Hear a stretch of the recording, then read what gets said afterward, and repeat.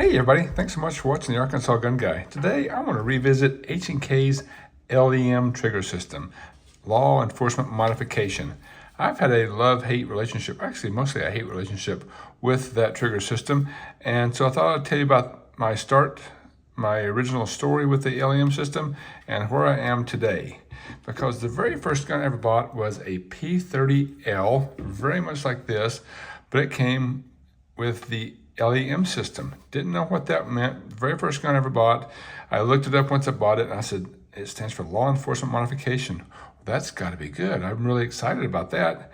And turns out that the P30 I bought in the LEM system was a gun that I could not shoot well at all. Remember, it was the first gun I ever bought, but I couldn't hit the broadside of a barn door. I also bought a SIG 226 not long after, and I could hit the barn, although not very good groupings, but I was at least hitting the barn. And I attributed my lack of marksmanship to the lousy, stupid LEM trigger that was in my firearm, because people who had shot before but didn't know about the LEM system says, man, that's a weird trigger. So I therefore sold my P30L with the LEM trigger system and bought this P30L, which is a standard double action, single action with a safety and decocker. And I was again hitting the barn, not tight groupings. Fast forward, I guess, almost 3 years now, and I've been shooting quite a bit. I shoot several hundred rounds a week, all at paper, just trying to get better. I shoot lots of different guns, and suddenly I've gotten better at shooting, even with my H&Ks. The P30 is one that took me the longest to get better with, but I was better with the standard double action, single action. But in the back of my mind, I knew that that silly LEM trigger was something I never wanted to see again, because it was terrible. I couldn't shoot it at all. Well, this weekend, a friend of mine came to the range and he brought his P2000, a gun that I'd never shot before. I have most of the other H&Ks, but I didn't have a P2000. It turns out this thing had the LEM trigger, and I ran away saying, no, not the LEM. I can't shoot the LEM trigger. It's an awful trigger system. Although I've read great things about it, I just knew that I couldn't shoot it well. Again, this is 3 years after my first experience with the LEM.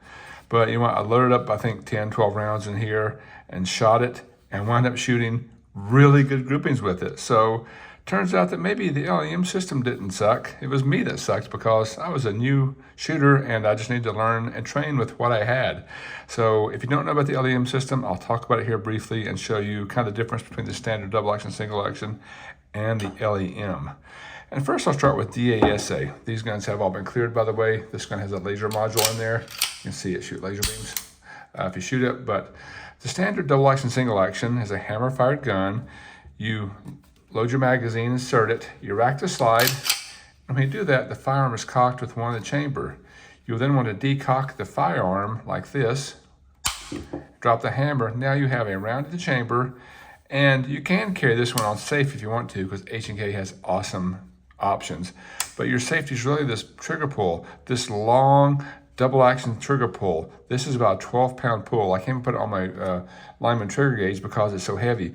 But you are not going to pull that on accident. You have to pull really hard to fire the weapon. And then when you fire the weapon, the slide cycles and you have a much softer single action shot after that, about a 5.5 pound pull after that. So the first pull, really hard and awkward and very easy to pull off target. All the follow-up shots are great after that for a standard double action, single action. The LEM trigger tries to fix that by giving you a consistent trigger pull every time. So again, same scenario, you put your magazine in, rack the slide. Again, this is safe, by the way.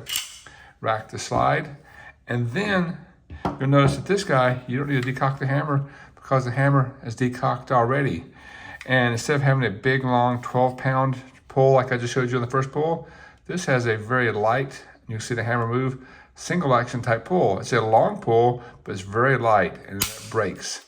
So the LEM modification allows you to carry one in the chamber and not have that super long or super heavy first pull. You have a long pull, but it's very light. And then you get to where the action happens, and then it has a good break. So I think probably the safest firearm to carry, because you can still put your thumb on here when you holster it, and when you go to shoot, you have a consistent trigger pull every single time. I've slept too long on the LEM. I think it's actually a fantastic system now that I've learned to be a better shooter. Now, I think the single action pull is slightly heavier on the LEM versus DASA. I did my whole lineman trigger gauge thing before. I won't bore you with that. But I was getting about 5.5 pounds single action on this guy. And I was getting about 6.5 pounds on this guy. But it's not a heavy pull, and it's a good pull. Again, if you pull, this has not been racked now. If you do a double action pull, like without racking it, again, it's a 12-pound trigger. It's a crazy heavy pull, maybe even heavier than the DASA.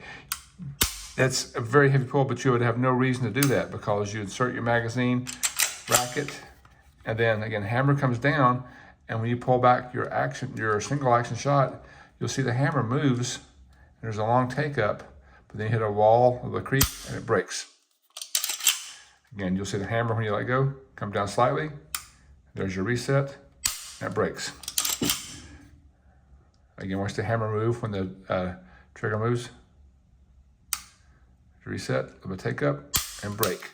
So again, I was really down on the LEM trigger system, but now that I've learned to shoot, I learned how the thing actually works, I'm a big fan, and now I need to find an H&K with the LEM system in there.